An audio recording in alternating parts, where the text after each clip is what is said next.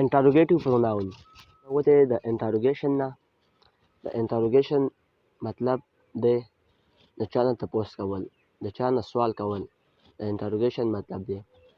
انټروګیټیو پروناون هغه پروناون دی کوم کې چې مونږ د چا نه پوښتنه یا سوال کوو، چا نه تپوس کوو، نو هغه ته بیا انټروګیټیو پروناون ویلی کېږي.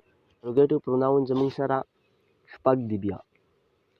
یو هو دی، بل وټ دی، بل ویچ دی، بل وین دی، بل ویر او بل هوز دی. هو به مونږ کوم ځای کې استعمالوو، وټ به مونږ کوم ځای کې استعمالوو، ویچ به کوم ځای کې استعمالوو، وین، ویر، هوز. کله چې مونږ د سړو په باره کې خبره کوو د پیپل، نو هغه دپاره به مونږ هو استعمالوو. کله چې د سړو که د هر سړي په باره کې خبره هغه دپاره به مونږ هو استعمالوو. او کله چې د نان لیوینګ تھنګس په باره کې خبره وي، نو هغه دپاره به مونږ وټ استعمالوو.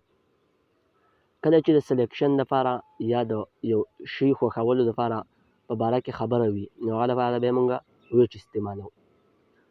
او کله چې د ټایم خبره وي، نو هغه دپاره به مونږ وین استعمالوو.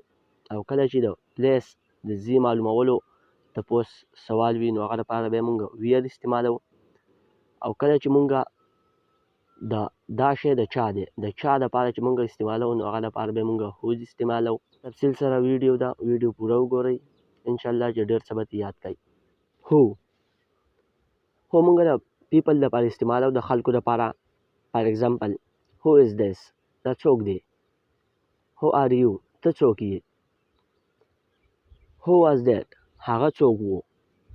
هو از دیٹ، هغه څوک دی. کله چې مونږ د پیپل لپاره د خلکو په باره کې خبرې کوو او هغه مونږ ته پته نه وي چې دا څوک دی، نو هغه لپاره به مونږ هو استعمالوو. اوس وټ از دس، دا څه دی، دا څه چیز دی. وټ از یور نیم، ستا نوم څه دی. دلته اوس یو کوېسچن پیدا کېږي ځکه چې یو ورپکې راغلی ته، ستا.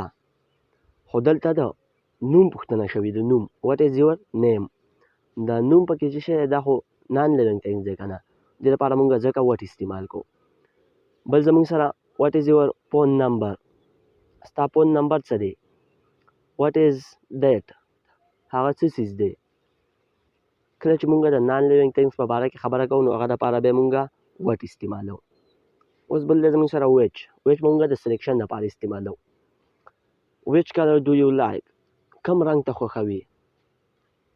ویچ کلر ډو یو لایک. ویچ بوک ډو یو لایک، کوم کتاب خوښوي ته، تا کوم کتاب سره ډېر شوق دی. ویچ کنټري ډو یو لایک، ته کوم ملک ډېر خوښوي. ځکه ډېر شی ملکونه وي، ته پکې کوم یو ملک ډېر خوښوي. بل دی زموږ سره وین. وین خپله مطلب دی کله. وین از د میچ، میچ کله دی. میچ کله دی.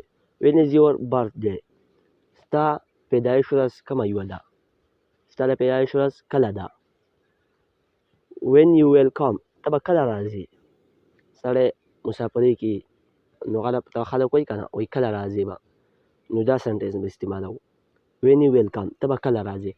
کله چې مونږ د ټایم په باره کې خبره کوو، نو هغه دپاره به مونږ وین استعمالوو.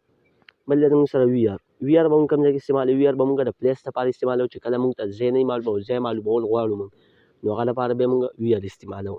فار ایگزامپل ویر آر یو فرام، ته د کوم ځای. ویر آر یو فرام، ته د کوم ځای. ویر از یور فادر، ستا پلار کوم ځای کې دی. ویر از یور فادر، ستا پلار کوم ځای کې دی. د ځای معلومول غواړو. ویر از امجید، امجید کوم دی. امجید چېرته دی. ویر از یور هاوس، ستا کور کوم ځای کې دی. ویر از یور هاوس.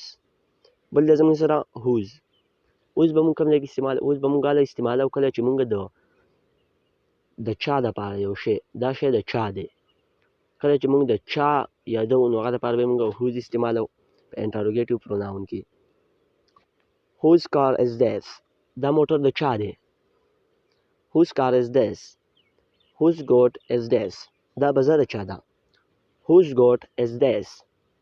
هوز هاوس از دیس، دا کور د چا دی. هوز هاوس از دیس. هوز بوک از دیٹ، هغه کتاب د چا دی. whose book is that هغه کتاب د چا دی نو موږ نن انټروګیټیو پروناون ویلو او سبا به انشاءالله موږ ریلیټیو پروناون وایو ریلیټیو پروناون او انټروګیټیو پروناون بس دا یو شی دی او صرف هغه په منځ کې به ډیفرنشیټ یعنی کوم چې فرق دی د دې دواړو په منځ کې هغه به صرف انشاءالله په راتلونکي ویډیو کې بیانوو که ویډیو مې خوښ شي ویډیو لایک کړئ چینل خامخا سبسکرایب کړئ